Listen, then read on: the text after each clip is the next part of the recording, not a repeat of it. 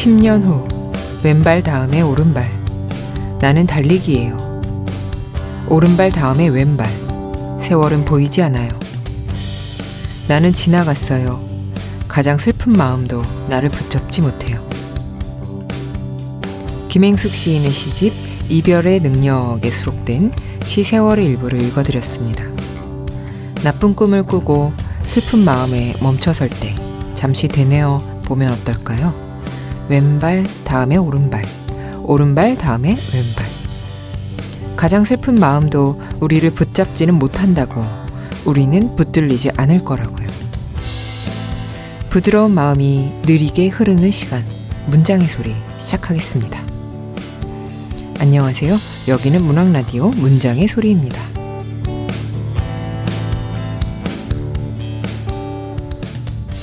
안녕하세요. 문장의 소리 DJ 시인 이영주입니다. 새 책을 낸 작가를 모시고 작품을 둘러싼 다양한 이야기를 들어보는 시간. 지금 만나요로 시작합니다. 오늘 손님으로는 이희영 작가님 모셨습니다. 어서 오세요. 반갑습니다. 네, 안녕하세요. 이희영입니다. 만나뵙게 돼서 반갑습니다. 네, 먼저 이희영 작가님 간단하게 소개해드리면요.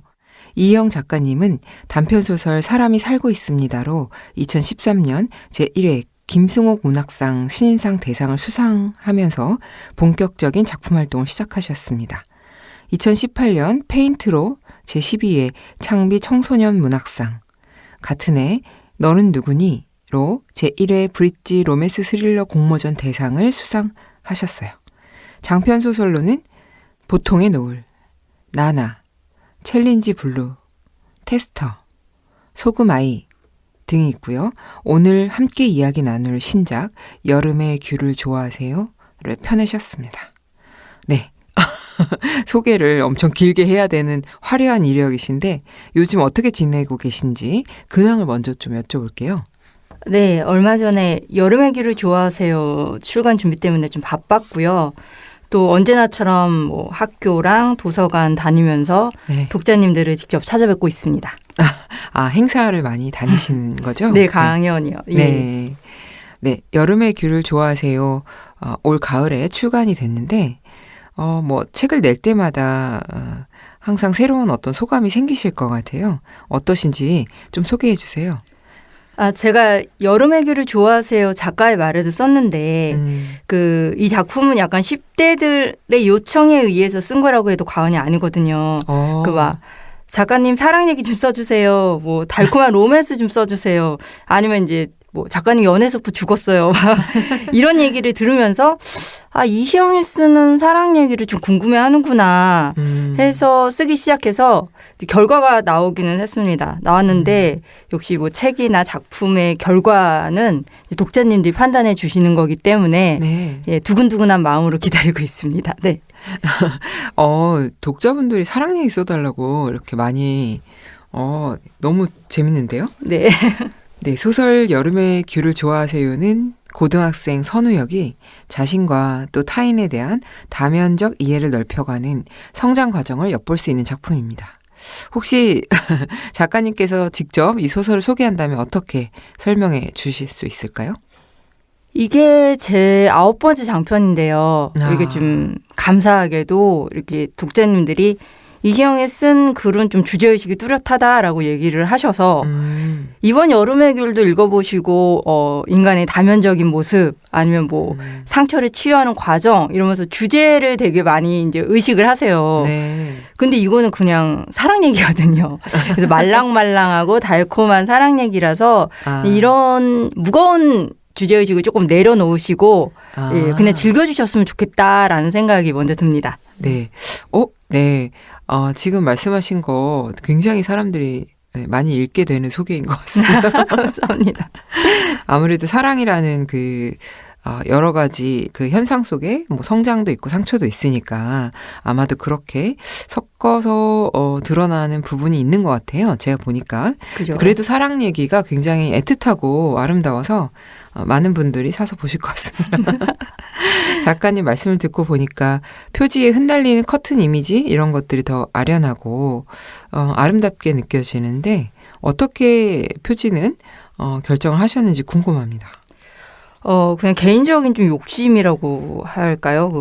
청소년 소설의 영역을 좀 넓히고 싶었어요. 네. 그래서 청소년 소설이라고 꼭 10대들만의 전유물이 아니거든요. 그렇죠. 그래서 좀 다양한 연령층을 소위 말해서 좀 공략하고자 좀 제목이 여름의 귤을 좋아하세요인데 이게 가을에 출간이 됐잖아요. 네. 그러니까 귤빛과 동시에 이제 좀 가을, 주홍빛과 초록빛의 가을의 색감을 좀 더해서 약간 몽환적으로 누구나 즐기실 수 있는 그런 표지를 좀 고민해 봤습니다. 네. 청소년 소설 사실 어른들이 읽어도 너무너무 재미있고. 그렇죠. 네. 흥미로운데, 이번 그 소설 표지도, 좀 저도 뭔가 되게 딱 들고 다닐 때 예쁘고 좋은 것 같아요. 노렸습니다. 네. 네. 그 여름의 귤을 좋아하세요는 메타버스 가상 공간과 생생한 학교 현장을 오가면서 이야기가 전개됩니다. 소설 속에서 이 메타버스를 묘사하는 문장을 잠깐 소개해 드리겠습니다. 이곳은 현실이 아니니까 눈이 내려도 춥지 않을 거야.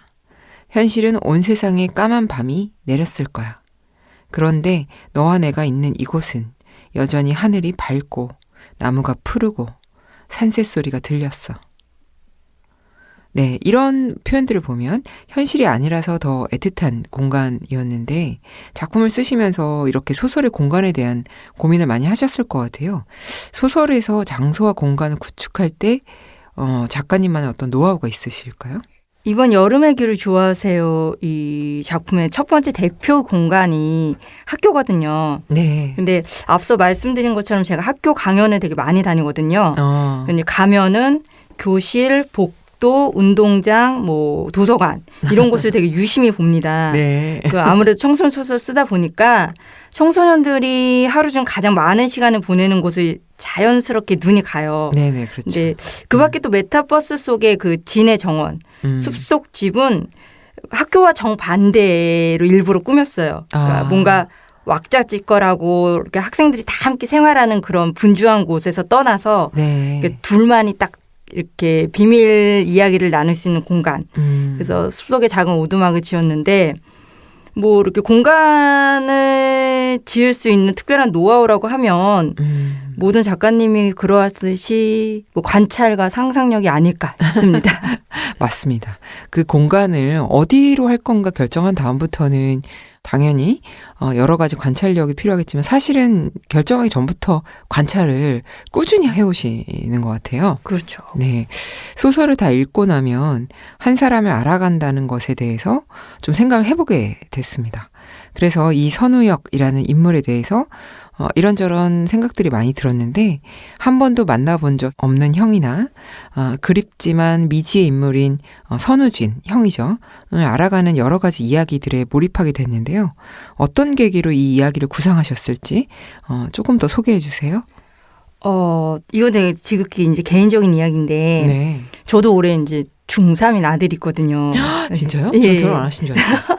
어머. 근데 이 녀석 예전에 이제 담임 선생님하고 상담을 할 일이 있어서 갔는데 사실 외동이라서 전 집에서 되게 좀 정말 아직도 애기 같거든요. 애기 네. 같고 철없고 자기 거 못 챙기고 막 이런 덜렁거리는 녀석인데 학교 선생님이 되게 과묵하고 되게 맡은 바 책임을 다하고 그렇게 좋게 얘기를 해 주시더라고요. 네. 우리 아들이요? 제가 그 정도로 되게 좀 놀랐어요. 그래서 그 아이들도 학교에서 보면 집과 완전히 다른 모습이거든요. 네. 그래서 그거를 착안을 해가지고 그 10대 아이들도 친구들을 만날 때 학교 아니면 집에서 다 다른 모습 이제 그런 모습과 또 네. 이제 그거에 대한 사랑 이야기를 접목해가지고 이 이야기를 쓰게 됐습니다. 네. 그래서 작가님이 현실에서 어떤 아이디어를 그래도 캐치하시면은 그걸 작품으로 끌고 오는 힘이 대단하신 것 같은데요. 네, 감사합니다. 네, 인물에 대해서 조금 더 여쭙고 싶은데 가장 애착이 가는 캐릭터가 있으실까요? 저는 애착보다는 좀 아픈 손가락이 있어요. 다 쓰고 나면 이제 가장 약간 마음이 쓰이는 캐릭터라고 그럴까요? 네. 이번 여름의 귤을 좋아하세요는 약간 미스테리한 인물, 그 곰솔. 곰솔이 사실 너무 짠했습니다. 네. 짠하고 또 오랫동안 첫사랑의 아픔을 간직한 친구라서 안쓰럽기도 하고 또 가장 완벽한 첫사랑을 경험하지 않았을까라는 생각에 곰솔이 약간 부럽기도 하고요. 예, 그래서 제 가장 기억에 남는 캐릭터는 아무래도 곰솔이 아닐까 싶습니다. 네, 독자분들도 아마 이런 부분들 생각하면서 읽으면 더 재밌어지지 않을까 생각이 드는데요. 또 작가의 말에서 이런 말씀이 있었는데요. 잠시 소개해 드릴게요. 결국 나라는 사람은 타인이 만들어 놓은 혹은 친근하게 여기는 프레임에 따라 조금씩 다른 내가 된다. 그런데 인간은 오직 타인의 프레임과 사회적 위치에 따라서만 달라질까? 오래전 10대의 나와 20, 30대의 나는 각기 다른 모습의 개별적 인간으로 지내왔다. 지금의 나와 10년 후 나는 또 달라질 것이다. 네, 이런 부분들이 있는데 프레임이라는 말이 이번 소설을 통과하는 커다란 줄기로 읽히기도 했습니다. 작가의 말을 쓰시면서 어떤 마음을 담으셨는지 또 이번 소설에서 사랑 당연히 발견해야 되겠지만 또 발견해 주었으면 좋겠다 싶은 어떤 바람이 있을지 궁금합니다. 발견이라기보다는 이제 자신의 다양한 측면을 모두 다 이해받으려고 노력하지 않으셨으면 좋겠어요. 아무리 가까운 사람이라도 나의 전부와 모든 것을 다 이해할 수 없거든요. 근데 그냥 제 개인적인 생각은 남들에게 해를 끼치거나 상처를 주지 않는 한에서는 설령 타인이 이해 못할 자기의 모습이 있어도 그걸 좀 간직했으면 좋겠어요. 네. 저는 인간도 사계절이 있다라고 생각하거든요. 인간의 안에. 네. 그래서 남들은 뭐 봄과 가을처럼 좀 따뜻한 모습을 좋아한다 해도 네. 제 안에 겨울이 있으면 그것도 좀 인정해야 되는 게 아닐까라는 생각이 좀 듭니다. 네. 인간의 마음 안에 사계절이 있다. 이런 표현도 너무 좋은 것 같습니다. 작가님 또 소설 중에 이런 문장이 있는데요. 이 도서관이 형의 베개 공간이 아니었을까 싶었다. 남들은 볼 수 없는, 어쩌면 타인에게는 보일 수 없는 비밀을 간직한 세계. 네, 누구에게나 이런 공간이 있을 것 같긴 합니다. 작가님께서 베개 공간이 있으시다면 어디실까요? 그렇죠. 베개 공간. 당연한 말이겠지만 뭐 작가가 글을 쓴다고 그래서 그게 다 책으로 나오는 건 아니거든요. 네. 그래서 남들에게 보여줄 수 없는 작품을 쓴 적도 있고 네. 그다음 미완성으로 남은 것도 있거든요. 네. 그러다 보니까 이제 그런 폴더, 공개되지 않은 그 폴더가 저에게는 베개 공간이고 또 그 공간에서 또 새로운 아이디어가 나올 때도 있으니까 그렇죠. 또 저에게는 또 나름의 또 보물창고가 아닌가라는 생각이 듭니다. 네. 미공개 파일이다. 그죠? 너무 재밌는 표현인데. 나중에 그 파일이 공개될 일이 많을 것 같습니다. 아무래도 많은 독자들이 또 그런 걸 궁금해하잖아요. 그럴까요? 네. 그 소설에서 또 형의 책장을 둘러보는 장면이 나오는데요. 문득 한 사람을 알아가는데 그의 책장을 둘러보는 것도 유효하겠구나. 이런 생각이 좀 들기도 했습니다. 이영 작가님의 책상이나 서재는 어떤가요? 어떤 것들이 주로 있는지 궁금한데요. 제가 조금 전에 베개 공간을 얘기했는데 네. 책장과 저의 그 작업실은 흙의 공간입니다. 혼돈과 카오스 그 자체고요. 네. 뭐 책은 책장에만 꽂혀 있는 게 아니라 책상 위에 쌓여 있고 방바닥에 널브러져 있고 네네. 그 글을 쓴 노트북 주위에는 막 포스트잇이 여기저기 달라붙어 있고. 네. 근데 그런 거 있잖아요. 그 무질서 속에 나만의 질서. 그죠? 그래서 자기는 알 수 있다. 그죠. 나름 저는 이제 질서를 갖고 어지럽힌다고 생각을 하는데 단지 공개는 할 수가 없죠. 예. 그래서 진짜 저의 흙의 공간이 제 작업실입니다. 근데 자기는 다 알고 있어요. 그죠? 맞죠. 네. 예. 요즘 작가님의 책상에 펼쳐져 있는 책들 중 소개할 만한 책들이 있으시면 조금 소개해 주세요. 뭐 이제 글을 쓰려고 하다 보면 심리학 서적을 좀 많이 읽게 돼요. 근데 대중적으로 유명한 심리학 책뿐만 아니라 네. 전공자분들도 읽는 그런 약간 전문 서적 어렵지만 좀 도전해 보려고 하거든요. 네. 그래서 뭐 예를 들어 수용과 참여의 심리 치료 뭐 이런 책도 있고 네. 제가 순 우리말 사전을 되게 좋아해요. 예, 그래서 뭐 우리말 풀이 사전, 순 우리말 사전, 뭐 우리말의 발견 같은 책들도 많이 있고요. 그다음에 이번 작품 여름의 길을 좋아하세요를 쓰기 위해서 메타버스에 관련된 책들, 그다음에 제가 SF를 좀 쓰기 때문에 네. 뭐 바이러스나 미래 세계에 관한 책들 뭐 이 정도가 있는 것 같네요. 네. 와, 진짜 독서를 다양하게 하셔야 될 것 같아요. 그렇죠. 아무래도 써야 되니까. 네. 뭐 책상은 혼돈 속에 질서가 있다라고 그렇죠. 말씀하셨는데 작업 루틴은 어떠실까요? 제가 좀 전에 살짝 말씀을 드렸는데 네. 제가 소설 속에서 가장 필요한 게 포스트잇이거든요. 네. 예, 제 노트북 바로 옆에 포스트잇 딱 2장을 붙여놓습니다. 한 장에는 이렇게 주인공과 그 주변 인물들의 간단한 이력, 뭐 성별과 나이, 나머지 한 장은 제가 장편을 쓰기 위해서 하루에 얼마 정도의 원고지 매수를 채워야 되는지 그걸 표로 만들어가지고 옆에 붙여놔요. 그거 2개를 딱 붙여놓으면은 이제 난 죽었구나라는 생각이 듭니다. 그래서 그게 제 루틴인 것 같아요. 그래서 개인적으로 세상에서 가장 무서운 것 중에 하나가 포스트잇입니다. 네. 네.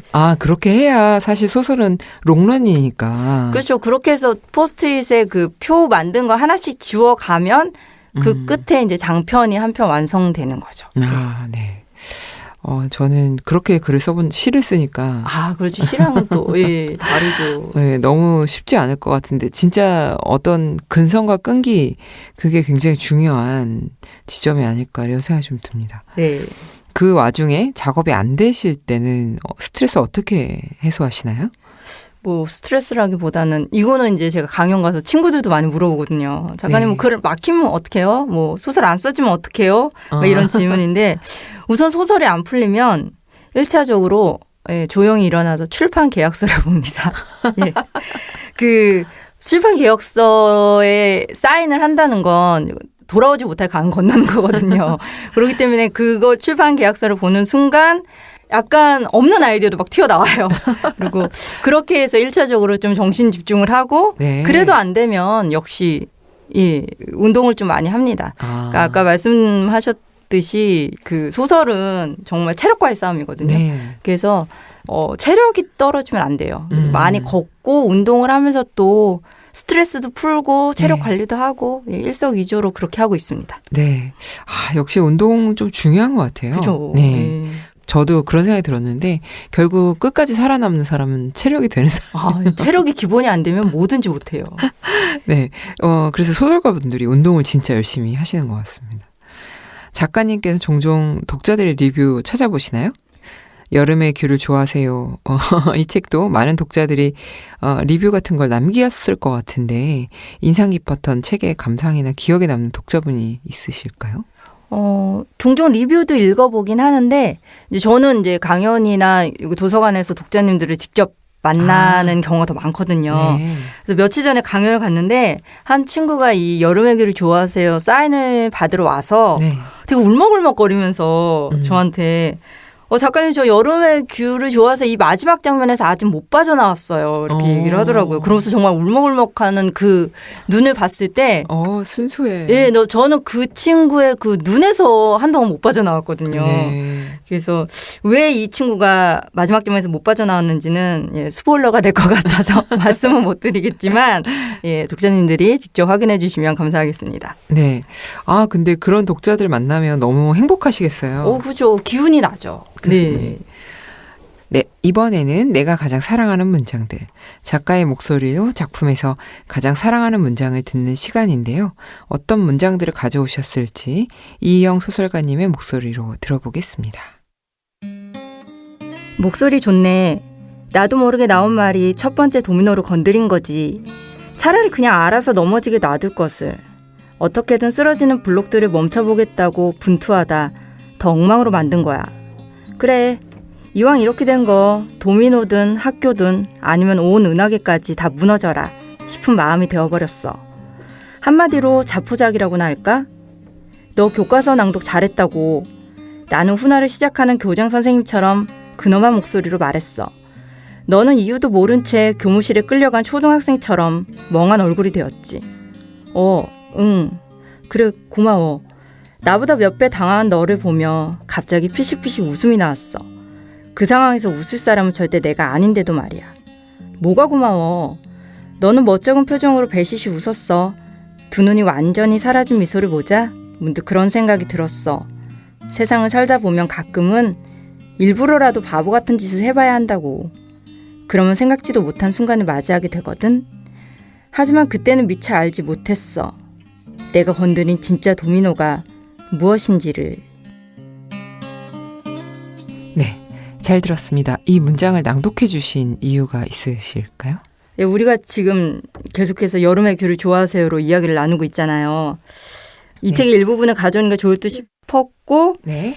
사실 이 부분은 이제 두 주인공이 처음 서로를 마주하는 장면이거든요. 네네. 소위 말하는 사랑의 시작인데 비록 제가 썼지만 이 부분이 참 예쁜 것 같아요. 예. 네. 그리고 더불어 주인공이 건드린 진짜 도미노가 무엇일까? 독자님들이 궁금증과 호기심을 좀 자극하려는 문장이라서 약간 의도된 낭독이었습니다. 너무 잘하신 것 같습니다. 네.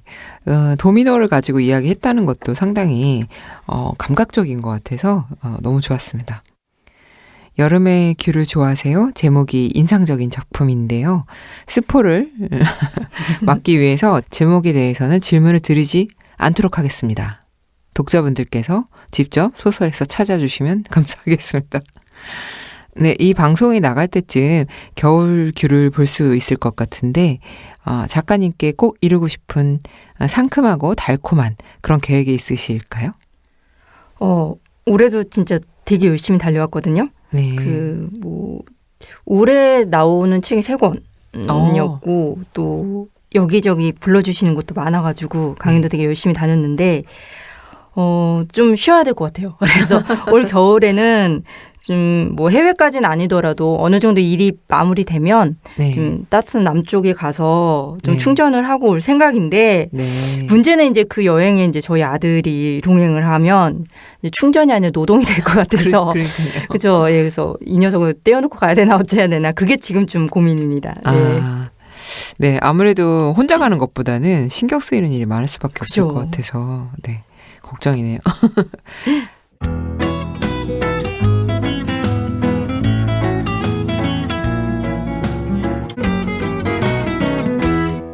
네, 그럼 지금 만나요의 마지막 코너 마이 페이보릿으로 넘어가 보도록 하겠습니다. 작가들이 최근 꽂힌 음악, 감동받은 영화부터 새로 발견한 맛집까지 작가님이 요즘 푹 빠져있는 것에 대해서 독자분들과 함께 이야기 나눠보는 코너 속 코너입니다. 이희영 작가님이 요즘 푹 빠져있는 것은 무엇일까요? 제가 지방 강연 다니면 주로 이제 KTX를 이용하거든요. 네. 근데 제가 정말 좋아하는 것 중에 하나가 이렇게 기차 창가 자리에 앉아서 음악 들으면서 이제 커피 마시는 거였어요. 근데 이제 아시다시피 그 코로나 때문에 그게 전면 중단됐다가 네. 요즘은 다시 그게 가능하게 돼서 네네. 이렇게 재밌어요. 그 창가 자리에 앉아서 커피 마시면서 밖을 보면 네. 다 이렇게 계절이 다 느껴지고 또 플랫폼에서 이제 사람들 막 잘 가, 잘 있어 이러면서 그렇게 헤어지거나 막 여행 간다고 막 들떠 있는 그런 모습들을 보면 네. 그런 거 관찰하는 것도 되게 재밌어요. 맞아요. 그래서 기차에서 커피를 마시는 게 사실은 되게 유명한 카페에서 마시는 것만큼이나 되게 향긋하고 예, 분위기 있습니다. 네. 그거를 되게 그렇게 표현하시니까 가끔 저도 하긴 했는데 그게 그렇게 소중한 거라는 생각을 못 했는데 이제 좀 달라질 것 같습니다. 네. 네. 지금까지 여름의 귤을 좋아하세요? 이희영 소설가님 모시고 이야기 나눴는데요. 이제 정말 보내드릴 시간입니다. 오늘 함께 해주신 소감 어떠셨을까요? 너무 즐거웠습니다. 예, 너무 즐거웠고 네. 또 이렇게 귀한 자리에 초대돼서 너무 행복했어요. 근데 사실 제가 이제 11월에 이제 새 책이 나오는데 네. 저의 첫 성인 독자님들을 위한 책이거든요. 네. 그러니까 혹시 제목이 결정됐나요? 예, 비유 케어 보험이라고 좀 독특한 제목인데 보험에 관한 내용이에요. 재밌다. 사랑에 대한 보험. 네. 예, 그래서 이희영이 청소년 소설만 쓰는구나라고 생각하시는 분들은 계실 텐데 이렇게 성인들을 위한 소설은 또 어떤 내용일까 궁금하신 분들은 좀 네. 많은 사랑 부탁드리고요. 네네. 오늘 너무 즐거워서 혹시 또 나중에 기회가 되면 불러주시면 또 나오니까 책에. 네, 알겠습니다. 또 불러주세요. 네. 네, 감사합니다. 저희는 이희영 작가님 보내드리고요. 잠시 후 2부에서 뵙겠습니다.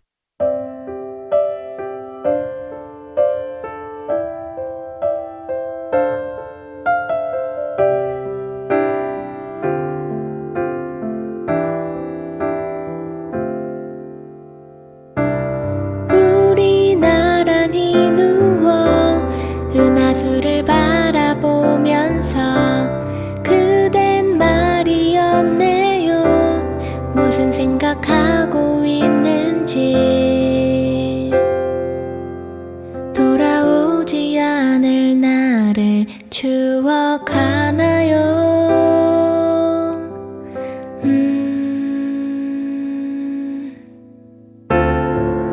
우리에게 다가오지 않은 내일을 두려워하나요?